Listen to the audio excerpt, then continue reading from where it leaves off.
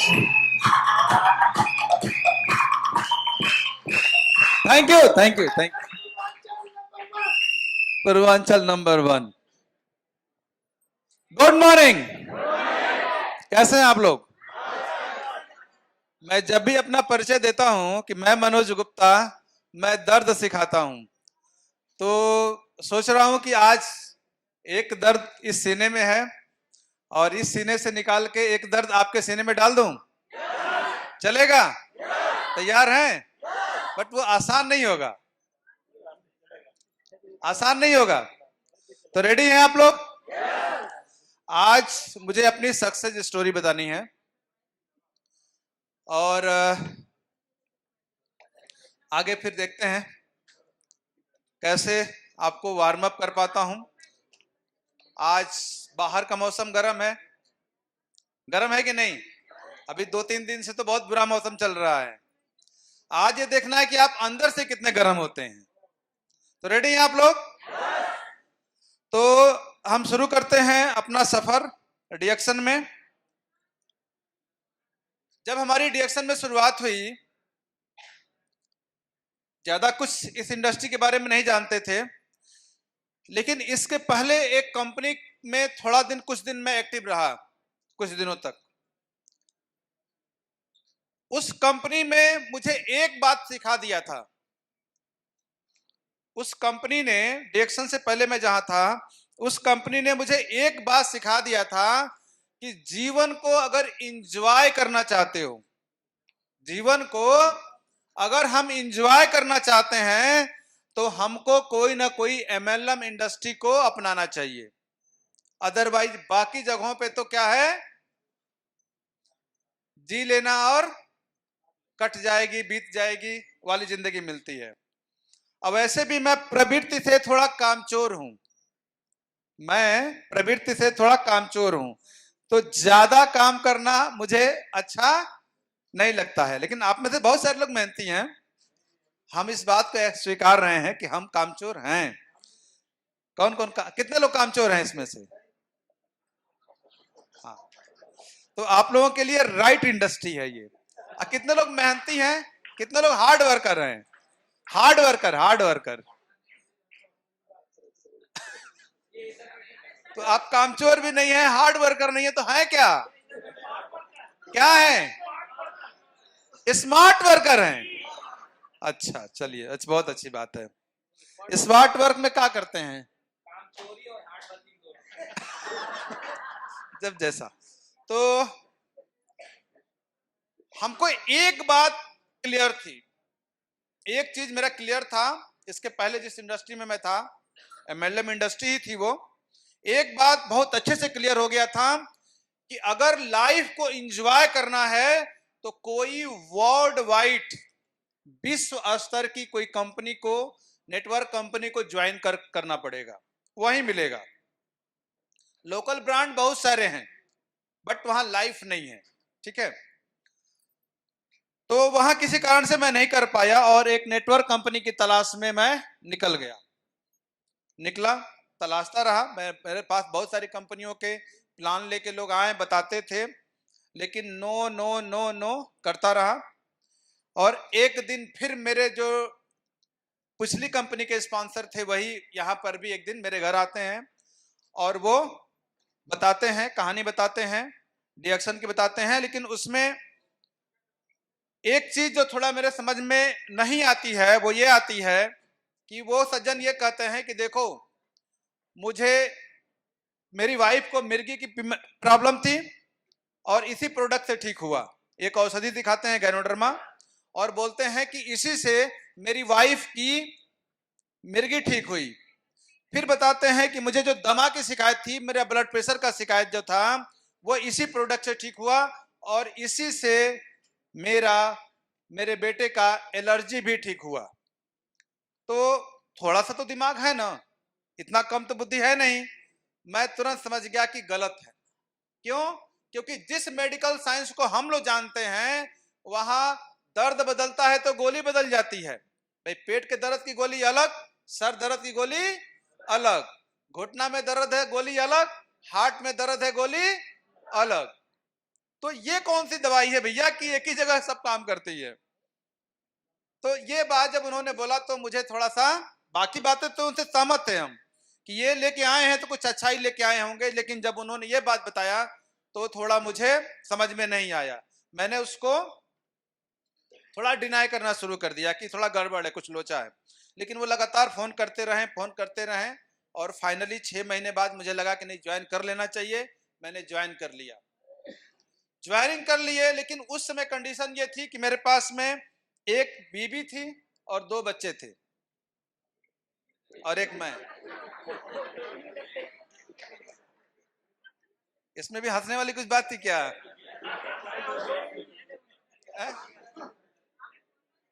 गलत उल्टा नहीं बोल दिए हम? खैर आप लोग एक बीबी 2 बच्चा बोले हैं।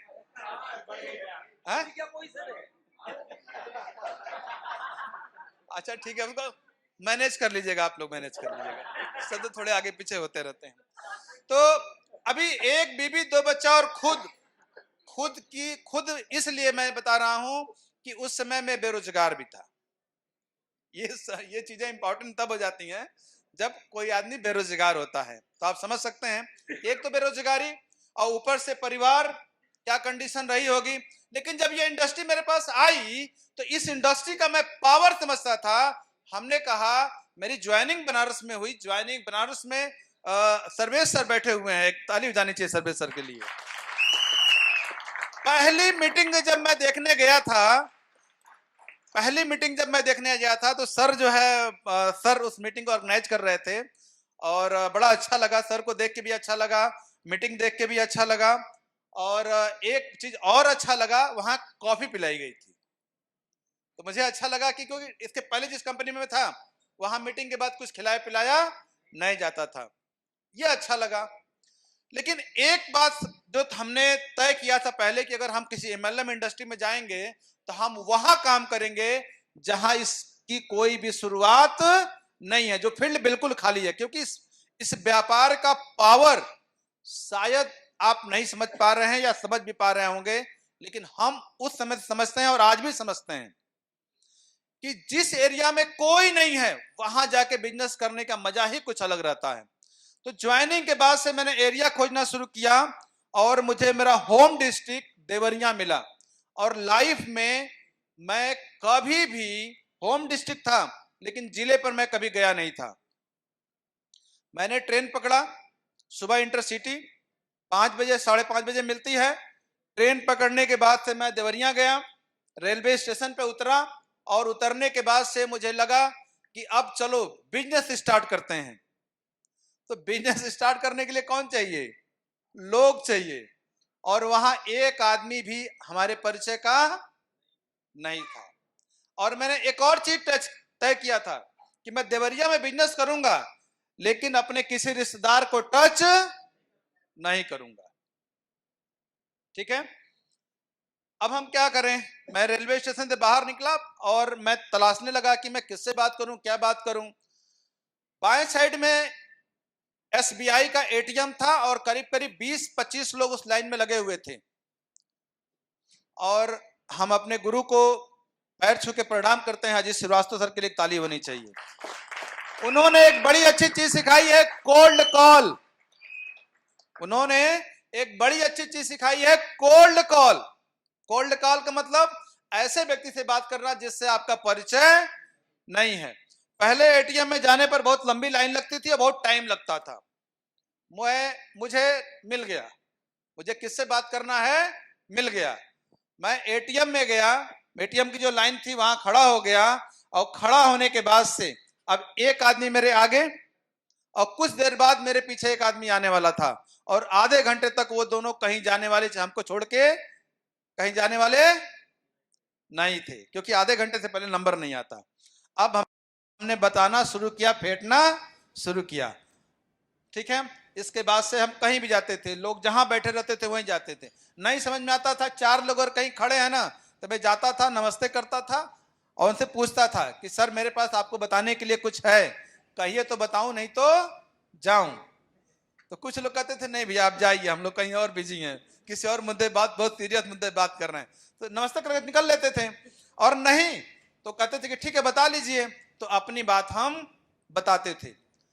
फिर वहां पर मैंने एक रूम लिया, लेकिन कहानी इतने से नहीं हो जाती है।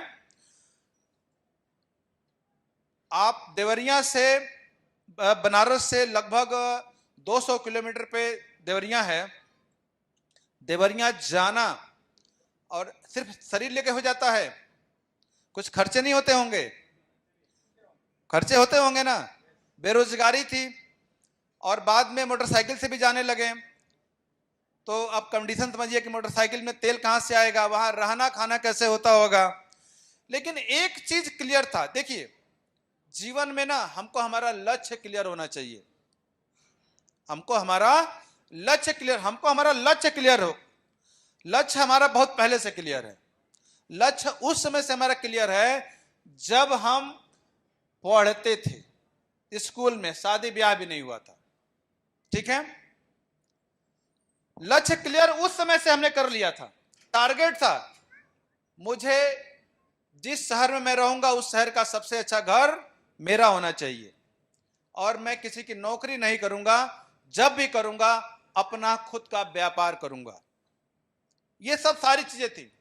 छोटा उद्योग नहीं करूंगा, लिमिट मनी वाला पैसा वाला काम नहीं करूंगा, और टाइम बाउंड वाला काम नहीं करूंगा। मुझे लाइफ में रिटायरमेंट पसंद नहीं है।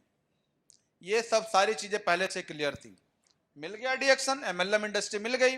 अब करना था, शुरू कर देना था। अब जब मिल गया है, सब कुछ मिल गया है, तो अब करने में बहुत सारी दिक्कतें आने वाली हैं। इसको करने में बहुत सारी दिक्कतें आने वाली हैं, और कोई जरूरी नहीं है कि मेरे साथ जो फाइनेंस वाली दिक्कत आई वही दिक्कत आपके साथ आने वाली है। ऐसा नहीं होगा। मेरे साथ प्रॉब्लम अलग थी, आपके साथ प्रॉब्लम अलग टाइप की आने वाली है, लेकिन प्रॉब्लम तो आएगी। अगर आप ये सोच के इस बिजनेस में आए हैं कि आपके साथ प्रॉब्लम नहीं आएगी, समस्या नहीं आएगा, तो आप गलत हैं। फिर संघर्ष का कोई मतलब नहीं निकलेगा, फिर आपको बड़ी सफलता मिलने वाली नहीं है। दिक्कत होती थी, मैं चला जाता था।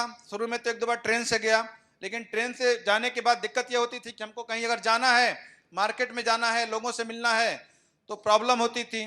तो मैं क्या करता था, बाइक से जाने लगा। बनारस से 200 किलोमीटर बाइक से जाता था। इतना पैसा मेरे पास नहीं होता था उस समय कि हम कहीं होटल लेके रह सकें। तो हम क्या करते थे, रेलवे स्टेशन पर पूरी रात बिताते थे। देवरिया रेलवे स्टेशन पर पूरी रात बिताते थे।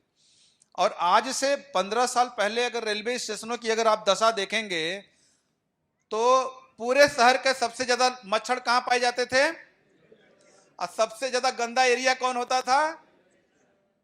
सब लोगों को है। तो क्या करते हैं, हम वहां पर सो भी नहीं सकते हैं, तो हम क्या करते थे कि वेटिंग रूम होता है, वेटिंग रूम में जाते थे और चद्दर से पूरा अपने आप को कवर कर लेते थे। चद्दर से पूरा अपने आप को कवर कर लेते थे। स्टैंड में मोटरसाइकिल जमा कर देते थे, सोते थे वहीं उसी में 2 घंटा 3 घंटा बैठे बैठे सोते थे, और फिर लग जाता। वो पता नहीं वो संघर्ष का समय कितना था कि 3 चीज उस समय मेरे पास नहीं थी, बाकी सब था। जितनी दुनिया की प्रॉब्लम हो सकती है वो सारी प्रॉब्लम थी 3 को छोड़ के। ना उस समय मेरे पास भूख थी, न नींद थी, न थकान थी। ये तीनों थी ही नहीं। पता नहीं कहां चली गई थी। थकते ही नहीं थे। कभी कभी तो ऐसा भी हुआ कि पूरा दिन काम करते थे, पूरी रात गाड़ी चला के बनारस चले आते थे। ऐसा भी होता था। तो वो रहा, ऐसे ही चलता रहा। कुछ लोगों से बातचीत हुई, होते होते 1-2 लोग मिले, उनसे कहानी बढ़ने लगी। बढ़ते बढ़ते बढ़ते बढ़ते कुछ पीबी भी आने लगा, व्यापार भी आने लगा। डॉक्टर विप्लव भद्रा के लिए एक ट्रेनिंग, एक ताली होनी चाहिए। हमारे अपलाइन में आते हैं डॉक्टर विप्लव भद्रा जी। पहली मीटिंग देवरिया में कुछ लोगों को मैंने इकट्ठा किया, और पहली मीटिंग करने के लिए डॉक्टर भद्रा जो है आए थे। अजीत सर शायद जुगाड़ लगाए होंगे, वो इधर आए थे तो देवरिया के लिए। कुल 14 लोग इकट्ठा किया था हमने और एक रामा करके हमारे शुरुआती मित्र हुआ करते थे देवरिया में। 14 लोगों को हम लोगों ने बुलाया था। रेस्टोरेंट का एक छोटा सा कोना हम लोगों को मिला था कि इसमें आप मीटिंग कर लीजिएगा, 1200 रुपया हमको दे दीजिएगा। 12 लोग थे, हमने कहा ठीक है दे देंगे। मीटिंग पूरी खत्म होने से पहले उस 14 में से 14 टोटल लोग थे, मतलब हमको, भद्रा जी को, रामा जी को और उन सबको मिला के 10 लोग जा चुके थे। बचा कौन था? हम बच गए, भद्रा जी बच गए, रामा जो एक थे वो बच गए, और रामा को एक आदमी मोटरसाइकिल से चला के लेके आया था, क्योंकि रामा को गाड़ी चलाना नहीं आता था, वो बच गया। सिर्फ 4 लोग बचे मीटिंग खत्म होते होते। मतलब वो मीटिंग कहिए तो पूरी तरह से, हाँ जो भी रहा हो, अब फेल कहिए पास कहिए, ऐसा ही रहा। ठीक है, हुआ, भागते रहे दौड़ते रहे। प्रोडक्ट की बहुत किल्लत थी, प्रोडक्ट देवरिया मिलता नहीं था, हमको भाग के जाना पड़ता था लखनऊ, गोरखपुर, ठीक है। और कई बार तो, एक बार तो एक 330 का आरजीजीएल, 30 कैप्सूल वाला आरजीजीएल हमको किसी को देना था। तो हमने देवरिया से लगभग 60 किलोमीटर दूरी पर स्टॉकिस्ट गोरखपुर था, हमने फोन किया तो उन्होंने बोला कि सर है, आ जाइए। और जब मैं उनके पास पहुंचा ट्रेन से, तो वो बोले कि ऐसा है सर कि अभी थोड़ी देर पहले एक आदमी लेके चला गया है। तो हम क्या कर सकते हैं भाई, कोई अगले को तो बेचना ही है ना।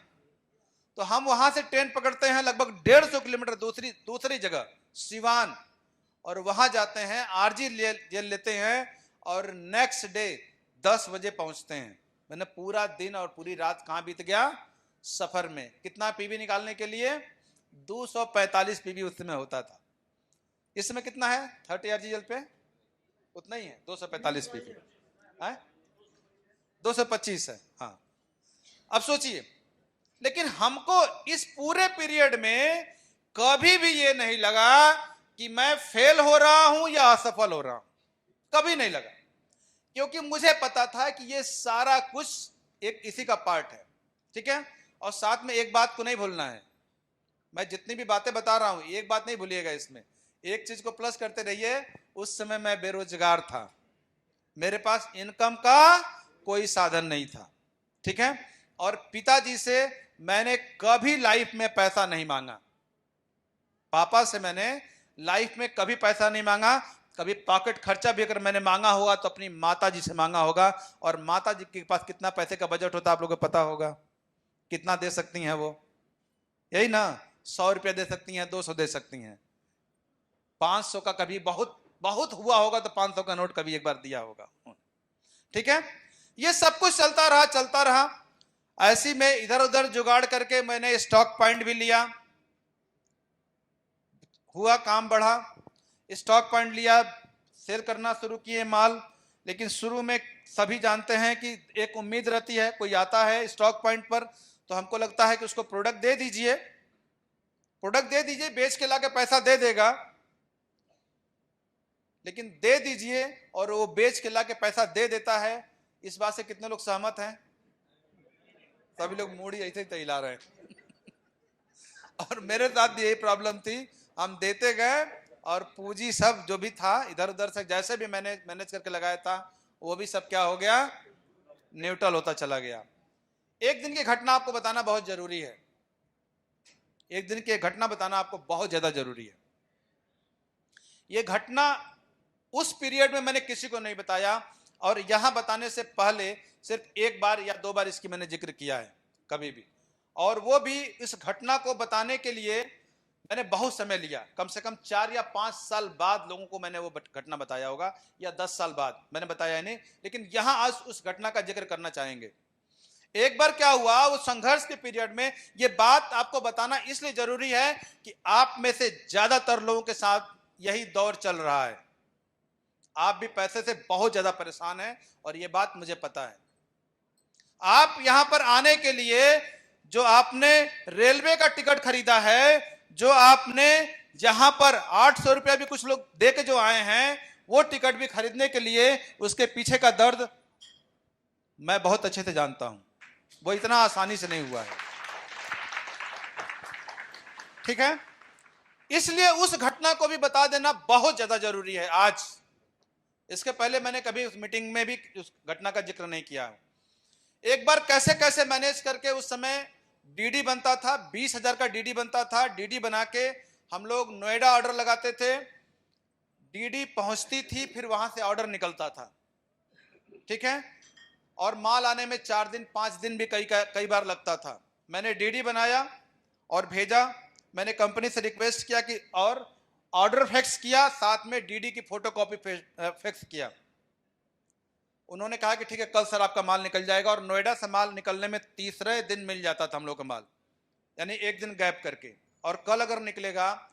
अब हुआ क्या कि उस डीडी को बना के भेजने के बाद से मेरे पॉकेट में न्यूट्रल था, कुछ भी नहीं था, यानी कि 10 रुपए का नोट भी नहीं था, ठीक है। वो दिन बीता जिस दिन मैंने फैक्स किया, फिर अगला दिन बीता, पॉकेट में पैसा नहीं है तो आप क्या कुछ खा सकते हैं। और संजोग ये था कि उस समय मुझे सिर्फ एक ही डिश बनाता हूं, और कभी आइएगा सबको बना खिला दूंगा, ठीक है, पक्का है। तहरी, कितने लोग जानते हैं तहरी बनाना? बहुत सारे लोग जानते हैं तहरी बनाना। मुझे एक वही डिश बनाने आता था, ठीक है। और तहरी बनाने के लिए भी सब्जियां लगेंगी, चावल लगेगा, ठीक है। और उस समय मेरे पास ना सब्जी था ना चावल था, ठीक है। हाँ, रिएक्शन के लोगों को बनाने के लिए मेरे पास में चीनी, पिलाने के लिए चीनी और चाय पत्ती था। वो दिन बीता मेरा चीनी चाय पत्ती पे, चीनी चाय पे। फिर नेक्स्ट डे दूसरा दिन बीता, तीसरा दिन बीता चीनी और चाय पे, और उसके बाद नेक्स्ट डे, उसके चौथे दिन जब आया, माल मिला, यानी 2 दिन गैप करके माल मिलता था हम लोगों को। तो जब माल मिला तो अच्छा, उस समय लोग समझदार होते हैं, लोग फोन कर लेते हैं पहले कि सर माल है, और जब आपके पास माल नहीं रहेगा तो कोई आएगा, कोई पैसा देगा आपको? नहीं देगा। तो चौथे दिन जब माल आया तो उस दिन शाम को जाके मुझे भोजन मिला था, यानी कि आप कहिए कि 2 या 3 दिन गैप करके मुझे भोजन मिला था। लेकिन पता है, ये मुझे कभी भी बुरा नहीं लगा। और ये 3 दिन जो खाना नहीं मिला ना, उस समय तो ये मतलब एकदम सिंपल सा प्रोसेस लगा था। आज लगता है कि यार कितना बड़ा मैंने त्याग किया था। आज मुझे लगता है ये बात किया तो यार बहुत सही में, रियल में एक बहुत बड़ा त्याग था वो, ठीक है। लेकिन उसके पीछे की एक कहानी, एक वजह आपको और समझना पड़ेगा कि जिस समय की यह घटना है, उस महीने की मेरे पापा की जो सैलरी थी वो 85,000 थी। जिस महीने की यह घटना है, उस महीने मेरे पापा की जो सैलरी थी वो 85,000 थी। और जानिए कि वहां से, जहां मैं रहता हूं, वहां से मात्र 20 किलोमीटर दूरी पर मेरी ससुराल है, और 20 किलोमीटर दूरी पर मेरी 2 बहनें रहती हैं, ठीक है। वहां से 15 किलोमीटर दूरी पर मेरी बुआ रहती हैं, ठीक है। यानी कि ढेर सारे रिश्तेदार हमारे अगल बगल में हैं। क्या मैं उनके यहां नहीं जा सकता था? मैं जा सकता था कि नहीं उनके यहां? मैं जा सकता था। फोन का जमाना था, फोन करके पैसा मंगा सकता था, और नहीं कुछ कर सकता था। तो चूंकि हमारे बाबूजी रेलवे में ड्राइवर थे, ट्रेन पर बैठता बिना टिकट, टीटी आता तो कह देता हमारे बाबूजी से बतिया लीजिए, मेरे पापा ड्राइवर हैं, वो छोड़ देता। मैं बनारस जाता, खाना मिलता कि नहीं मिलता? मिल जाता कि नहीं? मिल जाता। लेकिन हम नहीं गए। क्यों नहीं गए? अगर चले गए होते तो आज ये कहानी बताने के लिए यहां खड़े नहीं होते। और यही गलती होती है, यही गलती हम लोगों से होती है कि जीवन में जब भी हमारा संघर्ष हमें आजमाने की कोशिश करता है, हम तुरंत कोई ना कोई डाल पकड़ लेते हैं, किसी ना किसी का सहारा ले लेते हैं, और असफल लोगों में अपना नाम लिखवा लेते हैं। आया समझ में? हमारी असफलता का एक बहुत बड़ा कारण जहां भी छुपा हुआ है, जो बार बार हम लोगों की मदद लेते हैं। हमने एक चीज और किया। बनारस और हमारे गुरु की बीच की दूरी थी 120 किलोमीटर।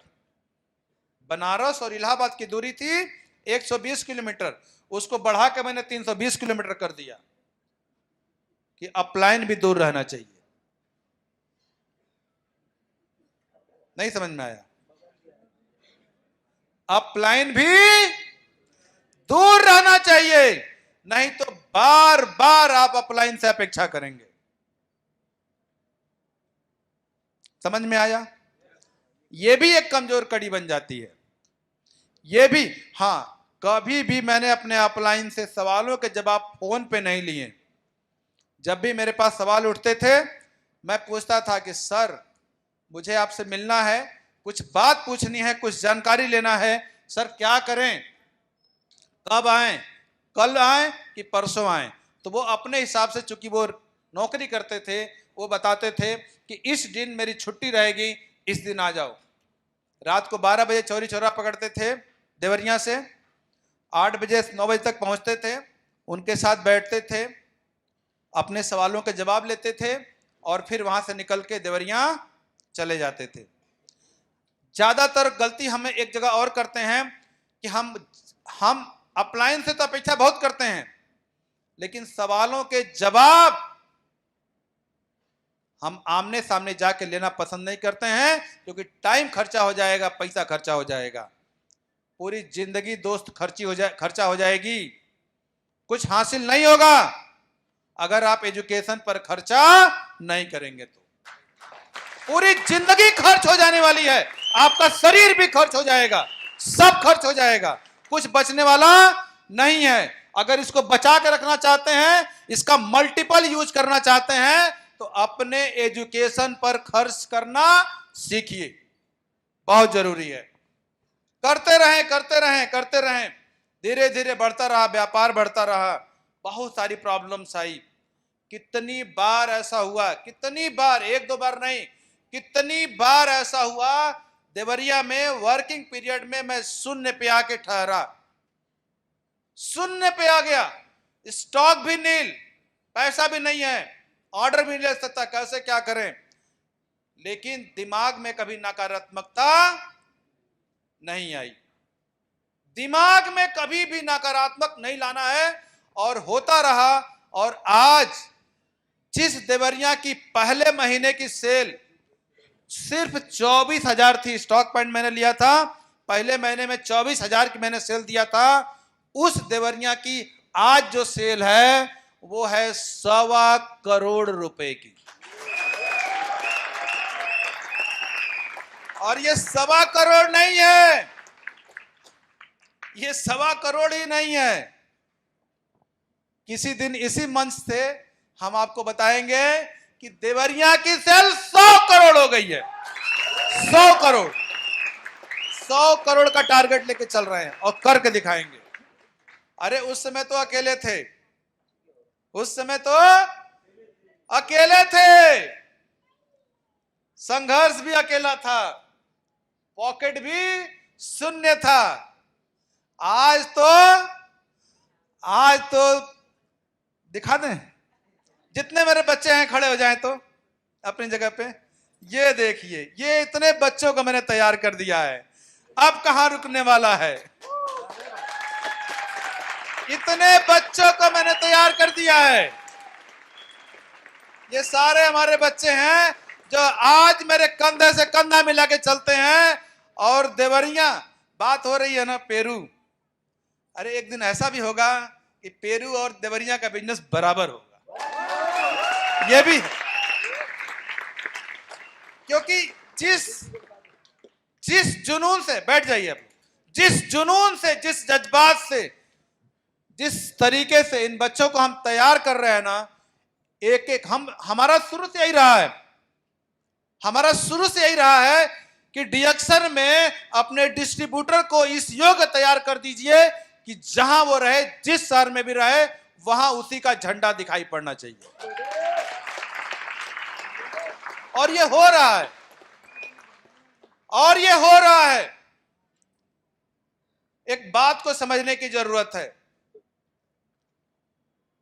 हम ये कतई नहीं कहने वाले हैं, या हम ये बिल्कुल इस बात पे फोकस नहीं कर रहे हैं और न कहना चाहते हैं कि आप मेहनती नहीं हैं या आप सही काम नहीं कर रहे हैं, ऐसा नहीं है।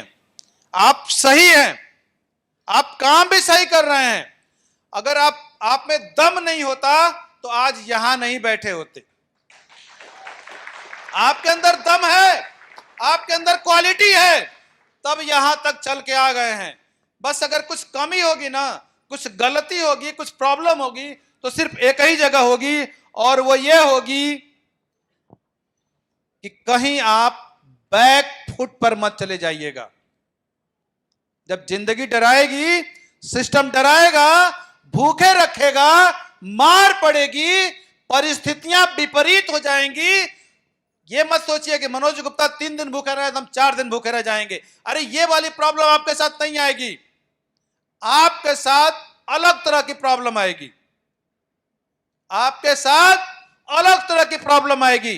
वो कुछ भी होगी, कुछ भी होगी, उसका कोई नाम होगा, कोई स्वरूप होगा, कोई रूप होगा, कोई प्रकार होगा, लेकिन उसका मकसद सिर्फ एक ही होगा कि इस बिजनेस को आप छोड़ के बैक फुट पे चले जाइए। जाएंगे? कुछ भी हो जाए, कुछ भी हो जाए, जाएंगे? क्योंकि इतनी आसान, सबको आजमाने के लिए अलग अलग परिस्थिति आने वाली है, और आप नहीं जाएंगे। अगर आप नहीं गए, बैक फुट पे नहीं गए, तो आप यकीन मानिए, आप विश्वास करिए, एक दिन यही सक्सेस, यही मंच से आप अपनी सक्सेस स्टोरी बता रहे होंगे और हजारों लोग की जिंदगी बदल देंगे, हजारों लोगों की जिंदगी बदल देंगे। समस्या लाइफ में कुछ है ही नहीं, हमने समस्या बना के रखा है। हमने अपने फोकस को कहां लगा के रखा है? हमने अपने फोकस को कहां लगा रखा है? हमने तो अपने फोकस को संसारिकता में लगा के रखा है। अरे अगर जिस दिन हमारा फोकस हमारे व्यापार पे हो जाएगा, हमारे लक्ष्य पे हो जाएगा, कोई दुनिया की ताकत आपको रोक नहीं सकती है सफल होने से। आज एक जमाना था जब कभी 10 का नोट मेरे पॉकेट में नहीं हुआ करता था।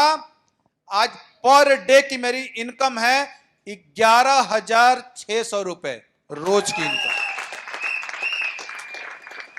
11,600 रुपया मैंने रखता है। लोग 5-5 हजार पे स्कूल में पढ़ाते हैं। और देखिए, देवरिया डिएक्शन का एक पावर, छोटा सा पावर दिखा दें।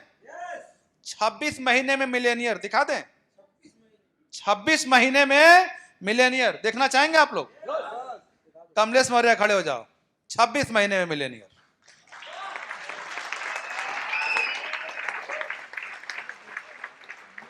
कैसे हो रहा है ये सब?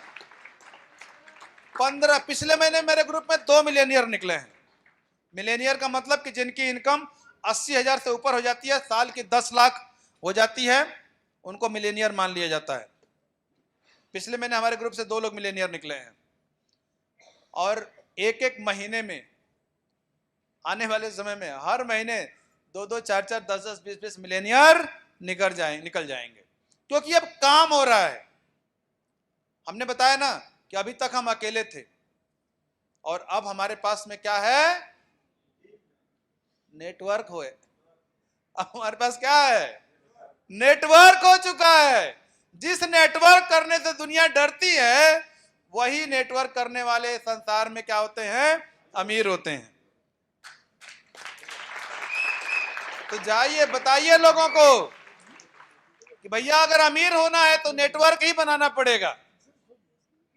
और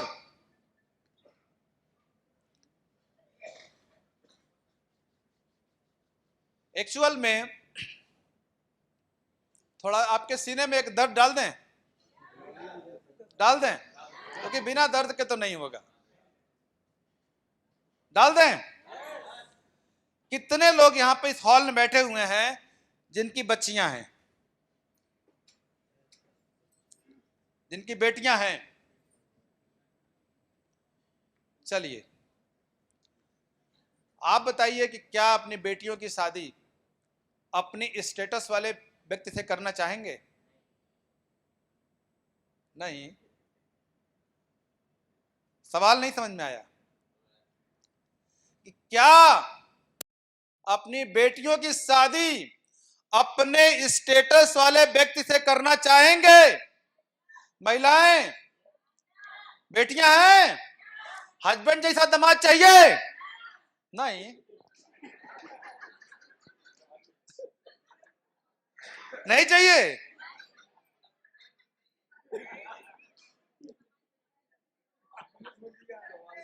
अरे तो कैसे होगा? आने वाला तो वही है, क्योंकि शादी लड़के लड़कों की नहीं होती है। अगर आप सोचते हैं कि शादी लड़के लड़कों की होती है तो आप गलत सोचते हैं। शादी हैसियत हैसियत की होती है, शादी हैसियत की होती है। शादी में लड़का लड़की नहीं देखा जाता है, दहेज देखा जाता है। अगर आपके पास दहेज है तो जैसा चाहे वैसा लड़का मिल जाएगा, चाहे आप किसी भी बिरादरी के हों। और दहेज नहीं है तो हस्बैंडवा जिंदाबाद, है कि नहीं? इस सिनारियो को बदलना है, बदलना चाहते हैं? अगर इस सिनारियो को बदलना चाहते हैं तो सिर्फ एक ही काम करना पड़ेगा। डिएक्शन ने अपना दरवाजा खोल दिया है, कोई कैपिंग नहीं लगाई है। डिएक्शन में कोई कैपिंग नहीं है, कहीं कोई रुकावट नहीं है। आप 3 लाख कमाएंगे, आप 3 लाख का पीवी देंगे, कंपनी आपको 3 लाख देगी। 10 लाख रुपए के लिए अगर आप पीवी देंगे तो 10 लाख भी देगी। एक टारगेट बना लीजिए, कम से कम 3 लाख रुपए महीने का बना सकते हैं। 3 लाख रुपए महीने का, क्योंकि इससे कम में गुजारा होने वाला नहीं है। लगा दीजिए पूरी ताकत। और अब आप अकेले नहीं हैं। कितने लोग महीने का 3 लाख कमाना चाहते हैं? कितने लोग महीने का 3 लाख कमाना चाहते हैं? तो चलिए एक हम वादा करते हैं आपसे कि आपके इस 3 लाख कमाने में हमसे जो मदद होगा हम करने को तैयार है। बस हमारी बेटियां अच्छे घरों में जानी चाहिए। तैयार है आप लोग? इसी के साथ आप लोग स्वस्थ रहिए, मस्त रहिए, धनवान बनिए और विजेता बनिए। Thank you very much. Thank you.